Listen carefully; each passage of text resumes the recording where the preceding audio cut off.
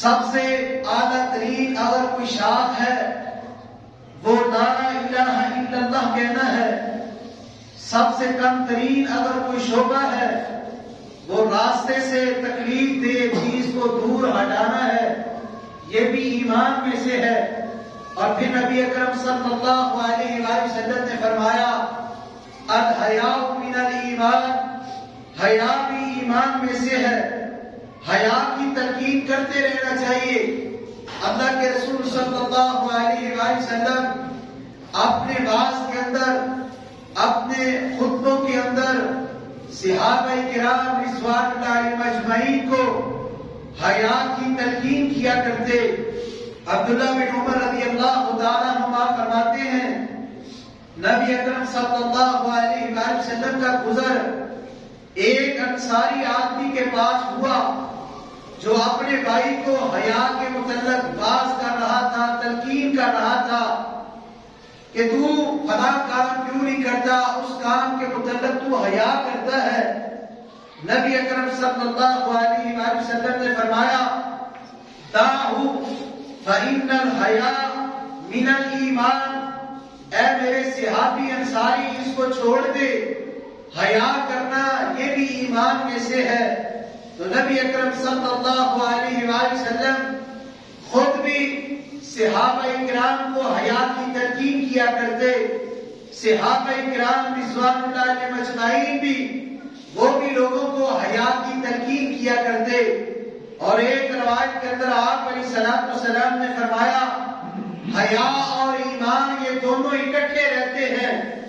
جس بندے کے اندر حیا ہے اس کے اندر ایمان بھی ہے، جس کے اندر ایمان ہے اس کے اندر حیا بھی ہے۔ اگر حیا ختم ہو جائے ایمان بھی ختم ہو جاتا ہے، ایمان ختم ہو جائے حیا بھی ختم ہو جاتا ہے۔ یہ دونوں چیزوں کو لازم اپنانا چاہیے، حیا کی ڈور کو بھی تھامنا چاہیے، ایمان کو بھی مضبوط کرنا چاہیے۔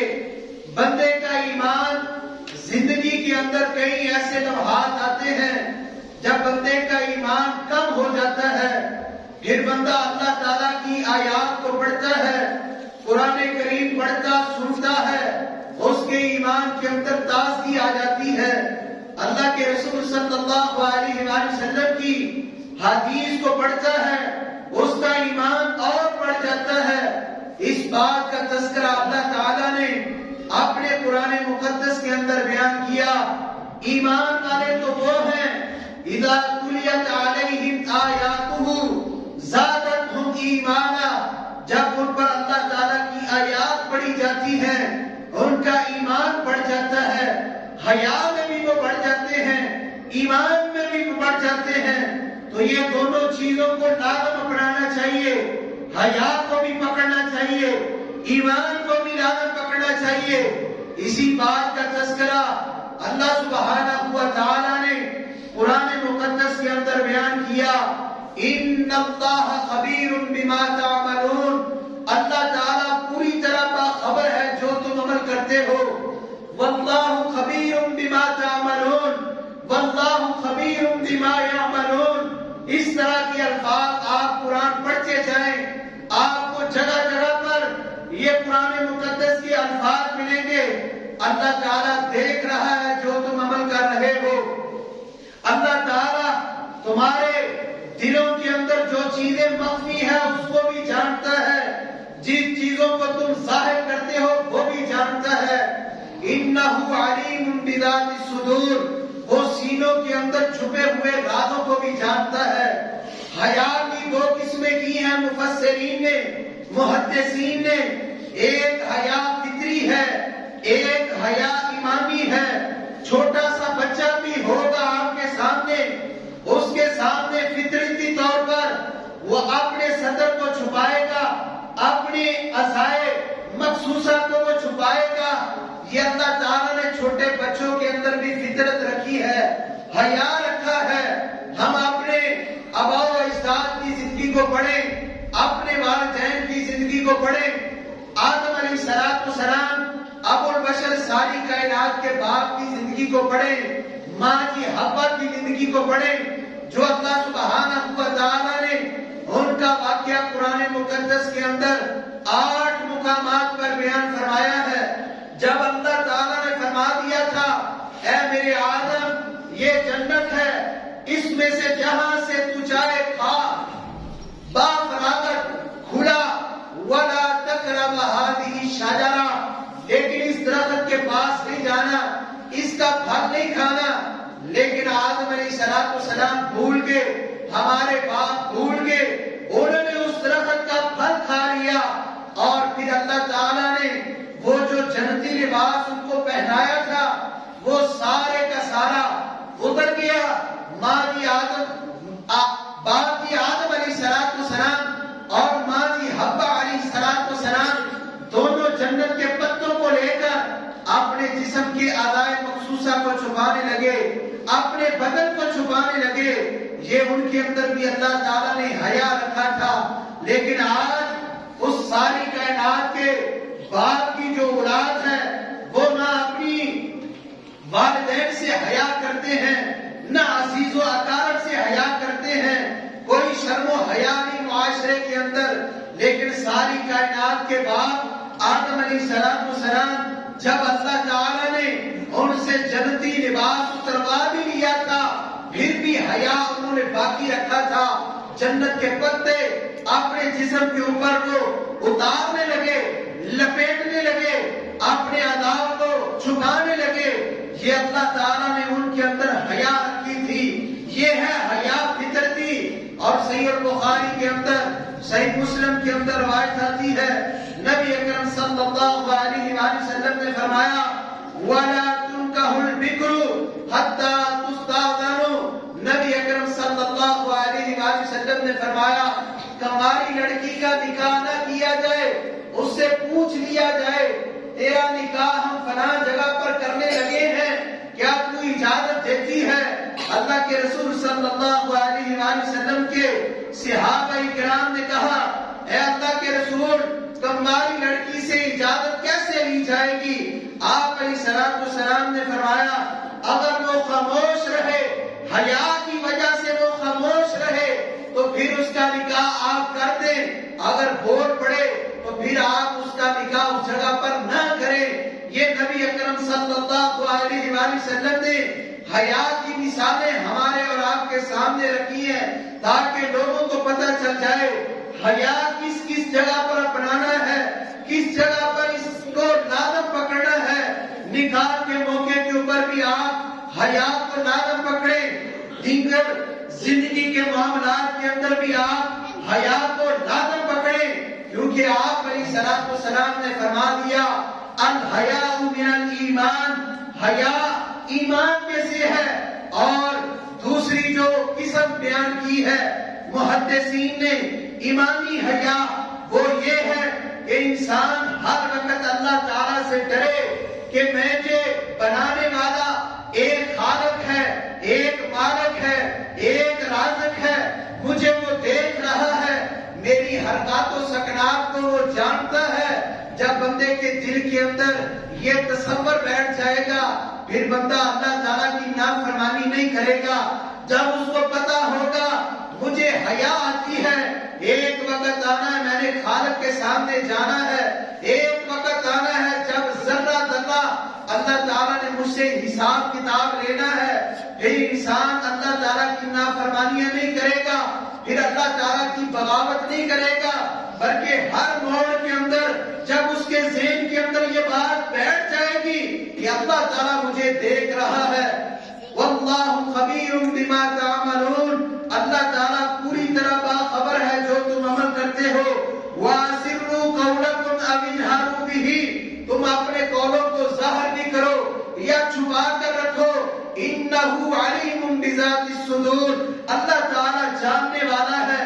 جب چھوٹے کے بچے کے دین کے اندر یہ بات بٹھا دی جائے ہمارا خالق ہمیں دیکھ رہا ہے، وہ گناہوں سے بچے گا، وہ نافرمانیوں سے بچے گا. بڑوں کے دین کے اندر بھی یہ بات بیٹھ جانی چاہیے، ہمیں ہمارا خالق ہر زندگی کے شب و روز کے اندر دیکھ رہا ہے. تو پھر اللہ تعالیٰ کی بغاوت نہیں ہوگی، اللہ تعالیٰ کی نافرمانی نہیں ہوگی. ہر موڑ کے اوپر بندہ اللہ تعالیٰ کی بندگی کے مطابق اس کی اطاعت کے مطابق اپنی زندگی کو بسر کرے گا. یہ ہے ایمانی حیا. فطرتی حیا بھی ہے، ایمانی حیا بھی ہے. اس لیے حیا کو لازم اپنائیں، لازم پکڑیں، لازم اپنائیں. نبی اکرم صلی اللہ علیہ وآلہ وسلم کے صحابی عبداللہ بن مسعود رضی اللہ تعالیٰ عنہ بیان کرتے ہیں، آپ علیہ الصلوۃ والسلام نے فرمایا اللہ تعالیٰ سے اس طرح حیا کیا کرو جس طرح اس سے حیا کرنے کا حق ہے. ابن مسعود کہتے ہیں اللہ کے رسول ہم تو اللہ تعالیٰ کا حیا کرتے ہیں، اس کا جتنا بھی شکریہ ادا کرتے ہیں اتنا ہی کم ہے. ہم اللہ تعالیٰ کی نافرمانی نہیں کرتے. ہم تو زندگی کے شب و روز کے اندر اللہ تعالیٰ سے حیا کرتے ہیں. یہ نبی اکرم صلی اللہ علیہ وآلہ وسلم اپنے صحابہ کرام رضوان اللہ علیہم اجمعین کو تلقین کیا کرتے کہ اللہ تعالیٰ سے حیا کیا کرو، اللہ تعالیٰ سے ڈرا کرو جس طرح ڈرنے کا حق ہے. آج لوگوں کے سامنے اللہ تعالیٰ اپنی نشانیاں بھی ظاہر کر رہا ہے کہ میں نے یہ کائنات بنائی ہے، اس کے اوپر حکم میرا چلتا ہے، یہ زمین و آسمان کو میں نے بنایا ہے، یہ ندی نالے یہ میں نے چلائے ہیں، یہ آسمان کو میں نے تھاما ہوا ہے، یہ زمین کو میں نے بسایا ہوا ہے. میں 1 منٹ کے اندر زلزلہ برپا کر کے کائنات کو ہلا کر رکھ دینے والا ہوں. آپ کو ترکی کے لمحات اپنے ذہن کے اندر رکھیں. ابھی پچھلے ہفتے کی بات ہے، چند دن کی بات ہے، جب انسان کے اندر حیا ہوگا، اللہ تعالیٰ کا ڈر ہوگا، پھر وہ اللہ تعالیٰ کی بغاوت نہیں کرے گا، وہ اللہ تعالیٰ کی نشانیوں کو دیکھ کر عبرت پکڑے گا. ان فی ذلک لعبرۃ لمن یخشی. اس کے اندر اللہ تعالیٰ نے بڑی نشانی رکھی ہے. جو اللہ تعالیٰ سے ڈرتے ہیں جا کر دیکھیں 14,000 بندہ لقمہ اجل بن گیا. ان کو نہیں علم تھا کہ ہم جس گھر کے اندر زندگی بسر کر رہے ہیں اتنے عالی شان ہم نے محلات بنائے ہیں، اتنی عالی شان ہم نے کوٹھیاں بنائی ہیں. ہم نے تو ادھر اپنی زندگی بسر کرنی تھی، ہماری آنے والی نسلوں نے یہاں پر زندگی بسر کرنی تھی. لیکن خالق کے ارادے کے آگے مخلوق کا ارادہ نہیں ہو سکتا. انما امرہ اذا اراد شیئا، جب وہ ارادہ کر لیتا ہے کسی بھی کام کا، ان یقول لہ کن فیکون، وہ اس کام کے لیے کہہ دیتا ہے کن، ہو جا، فیکون، بس وہ ہو جاتا ہے. تو اس کے اندر بھی ہمارے لیے بڑی عبرت ہے. وہ 14,000 جو لقمہ اجل بن چکے ہیں اور جو 6,500 زندگی اور موت کی کشمکش کے اندر ہے، اس کے اندر ہمارے لیے بڑی عبرتیں ہیں. کوئی ہے عبرت پکڑنے والا، کوئی ہے نصیحت حاصل کرنے والا. اللہ تعالیٰ سے ڈر جائیں، حیا کو لازم اپنائیں، ایمان کے اندر پختگی کریں. ان فی ذلک لعبرۃ لمن یخشی. نبی اکرم صلی اللہ علیہ وآلہ وسلم تو ہر وقت حیا کی تلقین کیا کرتے. نبی اکرم صلی اللہ علیہ وآلہ وسلم کے صحابی سعید بن یزید انصاری وہ بیان کرتے ہیں، ایک آدمی نے کہا اے اللہ کے رسول صلی اللہ علیہ وآلہ وسلم مجھے بات و تلقین کیجئے، نصیحت کیجئے.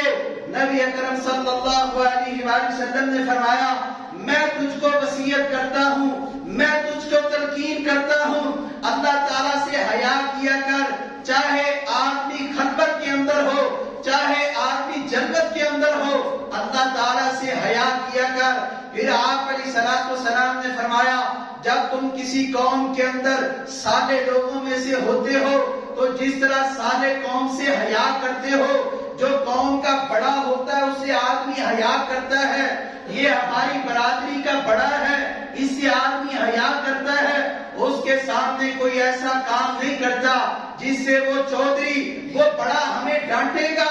تو آپ علیہ الصلوۃ والسلام نے فرمایا جس طرح تم کسی قوم کے بڑے سے حیا کرتے ہو اس سے بھی زیادہ اللہ تعالیٰ سے حیا کیا کرو، اللہ تعالیٰ سے ڈرا کرو. ان فی ذلک لعبرۃ لمن یخشی واللہ خبیر بما تعملون. اور لوگوں اللہ تعالیٰ سے حیا کیا کرو، اللہ تعالیٰ سے ڈرا کرو. نبی اکرم صلی اللہ علیہ وآلہ وسلم کا فرمان جامع ترمذی کے اندر آتا ہے اللہ تعالیٰ سب سے بڑے حیادار ہیں. بڑے حیا والے ہیں. اور آپ علیہ السلام نے مثال دے کر بھی سمجھایا. سلمان فارسی رضی اللہ تعالیٰ بیان کرتے ہیں آپ علیہ السلام نے فرمایا بے شک اللہ تعالیٰ بہت حیا کرنے والے نہایت مہربان ہے. جب کوئی آدمی اللہ تعالیٰ کی طرف اپنے ہاتھوں کو اٹھاتا ہے تو اس کو حیا آتی ہے کہ وہ اپنے بندے کے ہاتھوں کو خالی لوٹائے. بندہ اللہ تعالیٰ سے عافیت مانگتا ہے, اللہ تعالیٰ کو حیا آتی ہے کہ بندے کو میں تندرستی عطا نہ کروں.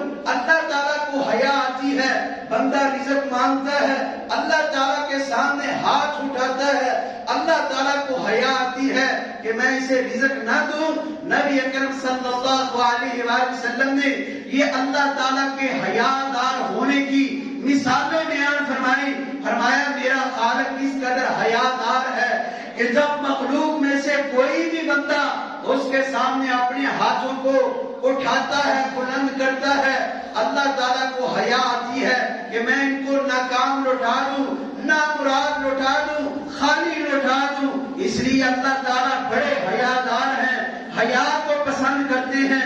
اور دوسری روایت سنن نبی داؤد کے اندر آتی ہے, یعلا بن امیہ بیان کرتے ہیں اللہ کے رسول صلی اللہ علیہ وآلہ وسلم نے ایک آدمی کو دیکھا جو کھلے عام کپڑے اتار کر برہنہ ہو کر ننگا ہو کر غسل کر رہا تھا. اللہ کے رسول صلی اللہ علیہ وآلہ وسلم منبر کے اوپر تشریف لائے. آپ علیہ السلام نے اللہ تعالیٰ کی حمد و ثنا بیان فرمائی. آپ علیہ السلام نے فرمایا اللہ تعالیٰ انتہائی با حیا ہے اور با پردہ ہے. پردے کو اللہ تعالیٰ پسند کرتے ہیں, اور جب تم میں سے کوئی ایک غسل کرنے کا ارادہ کرے وہ اپنے آپ کو پردے کے اندر کیا کرے. یوں ہی سارے لوگوں کے سامنے وہ غسل نہ کرنا شروع کر دے, لوگوں کے سامنے برہنہ نہ ہو جائے. اللہ تعالیٰ حیا دار ہے, اللہ سے بھی حیا کرنی ہے. یہ نبی اکرم صلی اللہ علیہ وآلہ وسلم نے حیا کی مثالیں بیان فرمائی. فرمایا میرا خالق بھی حیا دار ہے, اور خود اللہ کے جتنے بھی پیغمبر تھے وہ سارے کے سارے حیا دار تھے. حیا اللہ تعالیٰ نے ان میں رکھا ہوا تھا. یوسف علیہ السلام کی زندگی کو پڑھا جائے, موسیٰ علیہ السلام کی زندگی کو پڑھا جائے, یہ سارے کے سارے پیغمبر اللہ تعالیٰ سے حیا کرنے والے تھے, ڈرنے والے تھے.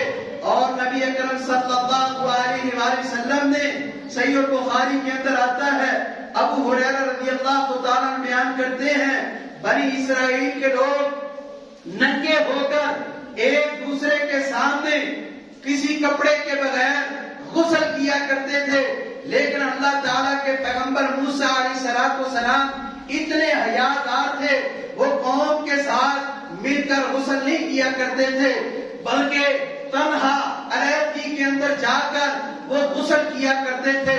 اور قوم والوں نے اپنے پیغمبر کے اوپر الزام لگا دیا, پتہ نہیں ہمارے پیغمبر کو کیا ہے, ہمارے ساتھ یہ مل کر کیوں نہیں غسل کرتے.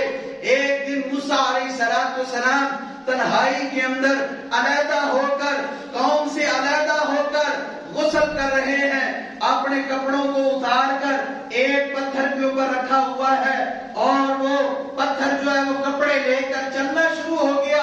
اور موسیٰ علیہ السلام بھی اس کے ساتھ بے اختیار پیچھے پیچھے جا رہے ہیں اور کہہ رہے ہیں یا حجر صوبی, اے پتھر میرے کپڑے تو مجھے دے دے. وہ پتھر چلتا جا رہا ہے.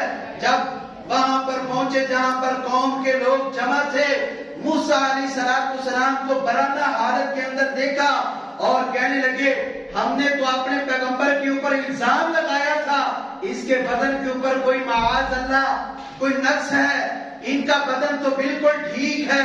تو موسیٰ علیہ السلام کہتے ہیں, ابو ہریرہ رضی اللہ تعالیٰ بیان کرتے ہیں جب موسیٰ علیہ السلام نے اپنے کپڑے پکڑ لیے, پھر انہوں نے اس پتھر کو 6 یا 7 ضربے بھی لگائی کہ یہ میرا کپڑے لے کر بھاگا تھا. تو اللہ تعالیٰ نے حیا پیغمبروں کے اندر رکھا تھا.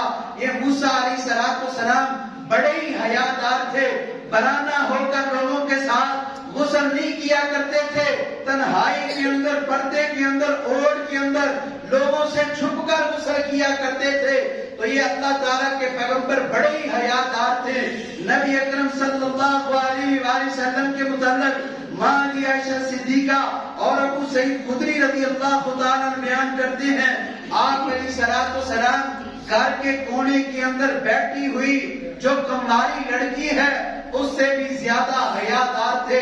اس قدر میرے پیغمبر علیہ الصلوۃ والسلام کا حیا ماں عائشہ صدیقہ نے بیان کیا. ابو سعید خدری رضی اللہ تعالیٰ نے بیان کیا کیوں نہ آپ علیہ الصلوۃ والسلام کے حیا کا چرچا ہو. آپ علیہ الصلوۃ والسلام نے خود ہی فرما دیا الحیاء من الایمان، حیا ایمان میں سے ہے، حیا ایمان میں سے ہے. تو اس لیے حیا کو اپنانا چاہیے. چاہے زندگی کا کوئی بھی دن آ جائے، چاہے وہ 14 فروری آ جائے، لوگوں نے ویلنٹائن ڈے بنایا ہوا ہے، ایک دوسرے کو پھول پیش کرتے ہیں، محبت کا اظہار کیا جاتا ہے. جس کے ساتھ آپ کو محبت ہے آپ اس کے ولی کے ساتھ نکاح کی بات کریں کہ ہم آپ کے ساتھ اپنی عقد کو بڑھانا چاہتے ہیں، آپ کے ساتھ رشتہ داری کو بڑھانا چاہتے ہیں، ہمیں اپنا رشتہ دے دیں یا ہم سے لے لیں. یہ اسلام نے اجازت دی ہے. لیکن یہ کیا چھپے چھپے جرانے بنانا، غیر محرموں کے ساتھ خون پر بات کرنا اور 14 فروری والے دن غیر محرموں کو پھول پیش کرنا، یہ اسلام ہمیں اس کی اجازت نہیں دیتا. یہ یہودیوں کی نقالی ہے، عیسائیوں کی ایجاد ہے، دیکھا دیکھی مسلمانوں نے یہ اپنائی ہوئی ہے. اللہ تعالیٰ ہم سب کو اس سے محفوظ فرمائے، اس برے عمل سے ہم سب کو محفوظ فرمائے. ہم زندگی کے شب و روز کے اندر حیادار بن جائیں، ایماندار بن جائیں. اور آپ علیہ الصلوۃ والسلام نے فرمایا تھا جس چیز میں حیا ہو اللہ تعالیٰ اس چیز کو خوبصورت بنا دیتا ہے، اور جس چیز کے اندر بے حیائی ہو اللہ تعالیٰ اس کو بدصورت بنا دیتا ہے. دیکھیے ان لوگوں کو جنہوں نے حیا کی چادر کو لپیٹا ہوا ہے اللہ تعالیٰ نے ان کو خوبصورت کر دیا ہے، اور جنہوں نے حیا کی چادر کو تار تار کر دیا ہے، بے حیائی کا لباس اوڑھا ہوا ہے، اللہ تعالیٰ نے ان کی شکلوں کو بگاڑ دیا ہے. جا کر دیکھیں دانیوں کی حالت کیا ہے، ان کے چہروں کی رنگت کو دیکھیں کیا ہے. یہ میرے پیغمبر علیہ الصلوۃ والسلام کا فرمان ہے. حیا کی وجہ سے اللہ تعالیٰ چہرے کی رونق کو بڑھا دیتا ہے، اور برائی کرنے کی وجہ سے، چھپے جرانے لگانے کی وجہ سے اللہ تعالیٰ چہرہ بدنما کر دیتا ہے، بدصورت کر دیتا ہے. انہ علیم بذات الصدور، اللہ تعالیٰ سینوں کے بھیدوں کو جاننے والا ہے. صحابیات کی زندگی کو پڑھا جائے وہ بھی بڑی باحیادار تھی. اسماء بنت ابی بکر رضی اللہ تعالی عنہا ابو بکر صدیق رضی اللہ تعالی عنہ کی صاحبزادی ہیں. کہتی ہیں جب میرا نکاح زبیر رضی اللہ تعالی کے ساتھ ہوا اور ان کے پاس گھر کے اندر نہ غلام تھا، نہ کوئی لونڈی تھی، نہ کوئی مکان تھا، صرف زبیر کے پاس ایک گھوڑا تھا اور ایک اونٹ تھا.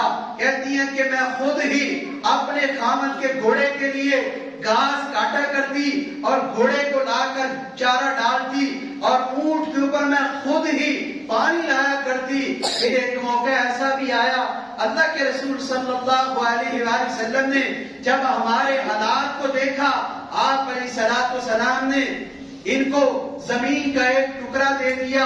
اور اسماء بنت ابی بکر کہتی ہیں اس زمین کے ٹکڑے میں سے میں کھجور کے جو پتے ہوتے اس کو جمع کرتی اور اپنے سر کے اوپر اٹھا کر اپنے گھر پر لایا کرتی.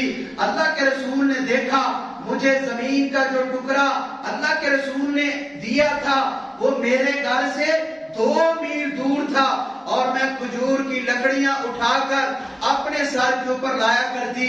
ایک موقع ایسا بھی آیا نبی اکرم صلی اللہ علیہ وآلہ وسلم نے فرمایا آپ انصار کے ساتھ جا رہے ہیں اور اسماء بنت ابی بکر نے کھجوروں کی جو لکڑیاں ہیں اپنے سر کے اوپر اٹھائی ہوئی ہیں، اور آپ علیہ الصلوۃ والسلام نے فرمایا اے اسماء یہ میری سواری ہے، اس کے اوپر سوار ہو جا. اسماء بنت ابی بکر کیا کہتی ہیں اے اللہ کے رسول آپ کے ساتھ انصار صحابہ ہیں، مجھے ان سے حیا آتی ہے، میں ان کے ساتھ نہیں چلنا چاہتی. ایک طرف غیر محرم ہیں، چاہتی، مجھے حیا آتی ہے، اور میرا شوہر زبیر رضی اللہ تعالیٰ عنہ وہ بھی بڑے حیا والے ہیں، مجھے ان کی غیرت کھاتی ہے، میں نہیں ان کے ساتھ چل سکتی۔ تو نبی اکرم صلی اللہ علیہ وآلہ وسلم کی یہ صحابیہ اتنی حیادار تھی، غیر محرم کے ساتھ چلنا پسند نہیں کیا۔ لیکن آج مسلمانوں کے لڑکے ہیں، مسلمانوں کی لڑکیاں ہیں، وہ ایک دوسرے کو پھول پیش کرتے ہیں، 14 فروری والے دن ایک دوسرے کو پھول پیش کرتے ہیں۔ میرا اعلان ہے، ایسے جو جوڑے کسی کے ساتھ محبت کرتے ہیں ان کو اعلان ہے آپ نکاح کریں۔ اگر آپ کے پاس نکاح کا خرچہ نہیں ہے، 14 فروری والے دن ہماری جماعت نے یہ بندوبست کیا ہے کہ ایسے جوڑے جن کو کسی کے ساتھ محبت ہے، ان کے ولی وارثوں کو اجازت ہے ہمارے ساتھ رابطہ کریں، ہم ان کے نکاح کے اوپر خرچہ بھی کریں گے، ان کو تحفے تحائف بھی دیں گے۔ اگر کوئی آپ کے علاقے کے اندر بھی ایسا کوئی ہے جو کہتا ہے مجھ کے اندر نکاح کرنے کی استطاعت نہیں ہے، نکاح کا خرچہ اٹھانے کی استطاعت نہیں ہے، ہماری جماعت ان کو انشاءاللہ نکاح کے اوپر جتنا خرچہ ہوتا ہے وہ بھی فراہم کرے گی اور ان کو تحفے تحائف بھی دے گی، اس لیے کہ ملک کے اندر، معاشرے کے اندر زنا کم ہو سکے۔ جو اللہ کے رسول صلی اللہ علیہ وآلہ وسلم کا اسوہ ہے، النکاح سنتی، نکاح کرنا میری سنت ہے، فمن رغب عن سنتی فلیس منی، جس نے میرے اس طریقے سے منہ موڑا اس کا میرے ساتھ کوئی بھی تعلق نہیں ہے۔ تو نکاح کو لازم اپنائیں، یہ لوگوں کے ساتھ چکر بازی کرنا اور ان کے ساتھ اپنے تعلقات کو بنانا، اپنے آپ کو ضائع نہ کریں۔ اللہ تعالیٰ آپ کو دیکھ رہا ہے، ہر زندگی کے شب و روز کے اندر حیا کو اپنائیں، حیا ایمان میں سے ہے۔ انہ علیم بذات الصدور، ان اللہ خبیر بما تعملون واللہ بصیر بما یعملون۔ یہ اللہ تعالیٰ نے قرآن کریم کے اندر جگہ جگہ پر آیات کو بیان کیا کہ لوگوں جو کچھ تم کر رہے ہو میں اسے دیکھ رہا ہوں، جو کچھ تم عمل کر رہے ہو میں جانتا ہوں۔ تو اللہ تعالیٰ سے ڈر جائیں، زندگی کے شب و روز کے اندر حیا کو اپنائیں، حیا کو اپنائیں، یہ ایمان میں سے ہے۔ اللہ تعالیٰ سے دعا ہے اللہ تعالیٰ ہمیں کتاب و سنت کی سمجھ نصیب فرمائے۔ جو کچھ میں نے کہا ہے اللہ تعالیٰ اس کے اوپر عمل کرنے کی توفیق نصیب فرمائے، بے حیائی سے ہم سب کو بچنے کی توفیق نصیب فرمائے، حیادار بنائے، ایمان کے اندر اللہ تعالیٰ ہمیں اور اضافہ کرنے کی توفیق نصیب فرمائے۔ قرآن کریم کی آیات کو پڑھ کر، حدیث مصطفیٰ کو پڑھ کر سن کر اللہ تعالیٰ ہمارے ایمانوں کے اندر پختگی نصیب فرمائے۔